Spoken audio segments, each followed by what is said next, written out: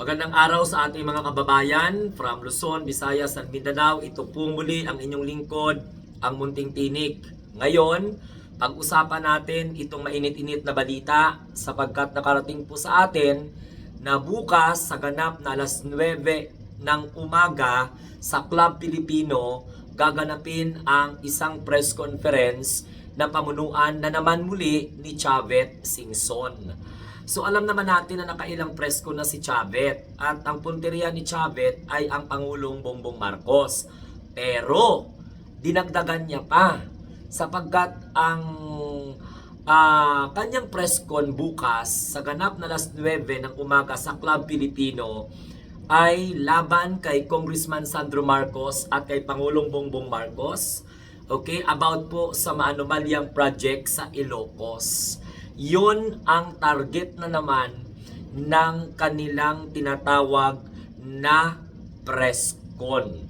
Para sa akin, wala namang pinagkaiba sapagkat hindi pa naman nagpa-presscon itong si Chavez, binabanggit niya na yung mga ganito-ganito. So, hindi pa rin kinagat ng taong bayan. Ito po yung mga another wave of paninira, another wave of allegation, another wave of getting sympathy o atensyon ng madlang people. Okay? Or ng mga kababayan po natin na mauto na lang ng matanda na ito. So, hindi po katakataka kung gagawin nila ang ganitong klaseng mga hakbang dahil alam nyo naman mga kababayan, itong si Chavez ay dismayado ito sapagkat di nga doon sa issue ng humingi ng tinatawag na pabor sa ating mahal na presidente sapagkat nakatulong naman daw siya sa kampanya ng Pangulo, why not ipasok yung sinong tarpulano na gusto nilang ipasok sa gobyerno and particularly sa posisyon bilang direktor ng PCSO. So, mga kamunting tinig, itong hakbang ni Chavez, hindi ito sila magtigil. Hindi ito titigil si Chavez Singson sa kangangawa-ngawa kasi unang-una may pera. Oo. At pangalawa, iniisip ng matanda na mayroon pang influence. Akala niya siguro panahon pa ni former President Joseph Ejercito Estrada na tinraidor niya na kung saan ay tuwang-tuwa dahil napatalsik, napaalis sa pwesto at pinalitan ni Aling Maliit, no? Na walang iba kundi si Gloria Macapagal Arroyo. So, itong mga balita na ito, abangan natin. Kasi pag halimbawa hindi matuloy itong press con, so ibig sabihin na kuryente sila. Ako, sa totoo lang, ayaw namin ng fake news. Pero sa totoo lang, ilan na pong mga intelligence report ang nasaga po natin na pinapalabas natin sa ating channel at nagkakatotoo. So, ewan ko lang kung halimbawa itong balita na ito, dahil nakarating po ito sa atin, and isa po itong mahalagang informasyon para makounter natin na hindi pa po nakapag-presscon si Chavez. So, pag halimbawa nag-presscon si Chavez at lumabas sa kanyang press conference, ang punteriya, ang target ay walang iba kundi ang presidential son na si Congressman Sandro Marcos at ang Pangulo inuugnay po sa mga anomalya daw na proyekto dyan po sa Ilocos. Alam na natin kung sino at saan po kinuha ni Chavez Singson yan. Itong kasi bakit ngayon lang? Bakit ngayon? Alam mo sa totoo lang, may mga haka-haka na yan.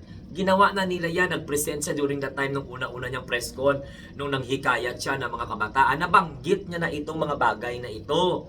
Kaya lang siguro hindi pa mapakali ang matanda, nagbalak ang kanyang mga grupo kasi sinusulsulan na lang ito Unang, alam mo ang apo ni Chavez, kasintahan pala ng anak ni Rodrigo Roa Duterte.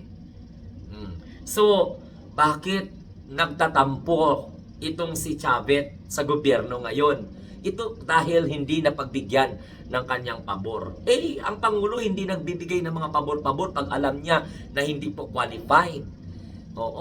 Okay sana kung kwalipikado yung mga tao na inirekomenda. Eh kung hindi, edi bigyan mo na lang ng posisyon sa negosyo mo. Total, ang dami-dami mo namang mga kumpanya.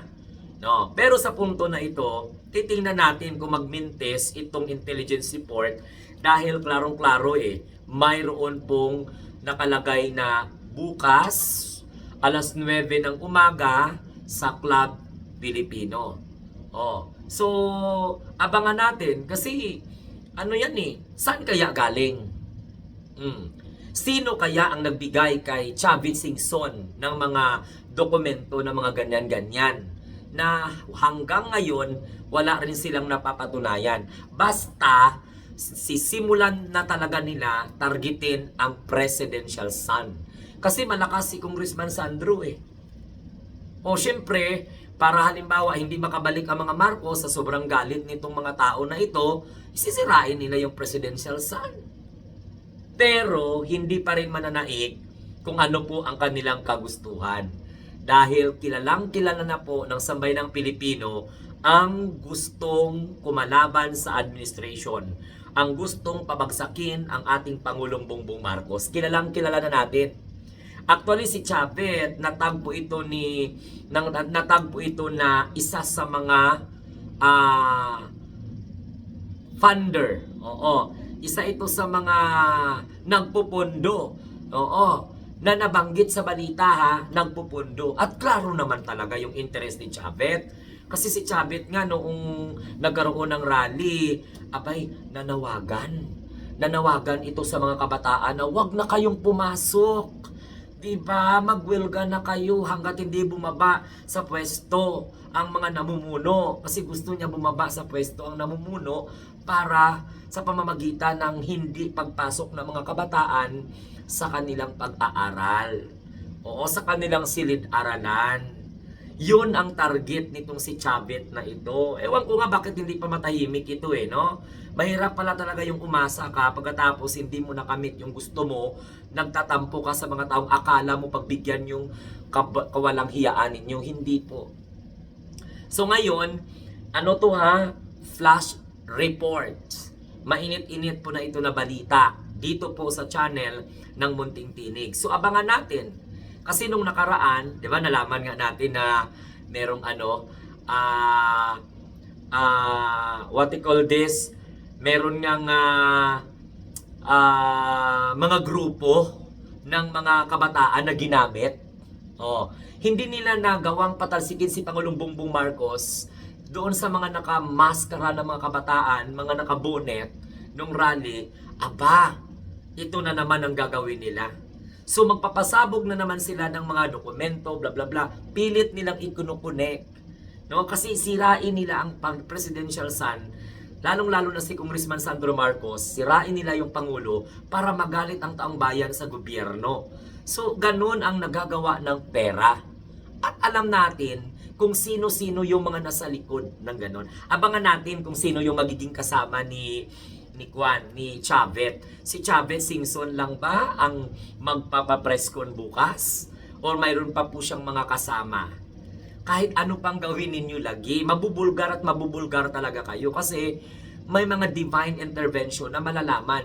So ngayon, mga kamunting tinig, kung natatanggap natin itong mga ganitong klase, hindi na-realize na mga kumakalaban kay PBBM na mismo ang kanilang mga taga-suporta nagbibigay ng impormasyon para ang gobyerno, ang taong bayan makapaghanda at malaman kung sino-sino, anong mga grupo, anong kanilang motibo, ano ang kanilang rason kung bakit lituhin nila, imanipula nila ang utak ng taong bayan para magalit sa ating mahal na Pangulo, mag-alsa laban sa kasalukuyang administrasyon.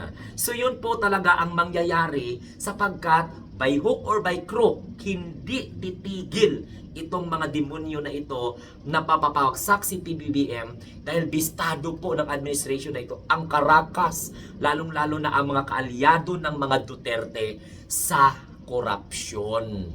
So dahil hindi nila matanggap na nabulgar ang kanilang paggagahaman sa kaban ng bayan. Only President Bongbong Marcos did it. Kaya kahit ano pang gawin ninyo na pagtatago, lalabas at lalabas ang mga balak ninyo. At sisiguraduhin namin sa inyo na yung plano ninyong wasakin, sirain ang pagkatao ng ating mahal na Pangulong Bongbong Marcos at Congressman Sandro Marcos ay hindi po magtatagumpay dahil ang taong bayan ay patuloy na maliliwanagan sa mga balita tungkol po sa kung ano ang plano ng mga demonyo sa ating lipunan. Kasi ang interest nitong Chavez, magtanong kayo, ano kaya? So comment down below. Bakit hindi ito tumitigil? Oh, 'di ba? Kasi gusto nila palitan si PBBM, iupo si Sara Duterte na walang kwenta. Ganon ang kanilang objectives. So hindi pa rin sila magtatagumpay.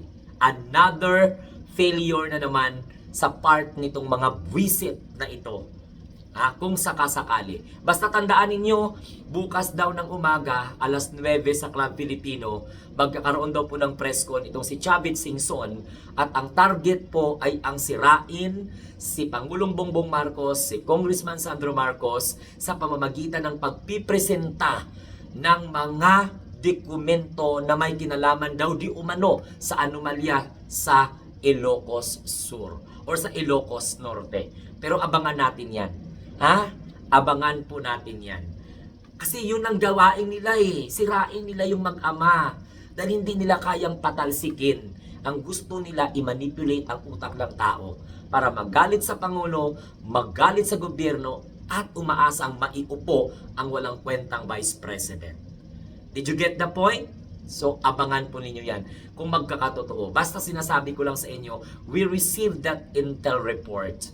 At gusto lang namin ipaalam sa inyo na may balak na naman itong matanda na ito na guluhin ang utak ng mga Pilipino para lumaban sa gobyerno, para lumaban sa ating mahal na Pangulo na walang ibang ginawa kundi ang pinagsisikapang mag-angat ang ating bansa sa buong mundo, maayos ang ekonomiya at mapalawak na at mapabuti ang ating foreign relations. Hanggang sa muli, ito ang inyong munting tinig, nagsasabing ikaw at ako, tayong lahat ay ang mga bagong Pilipino sa bagong Pilipinas.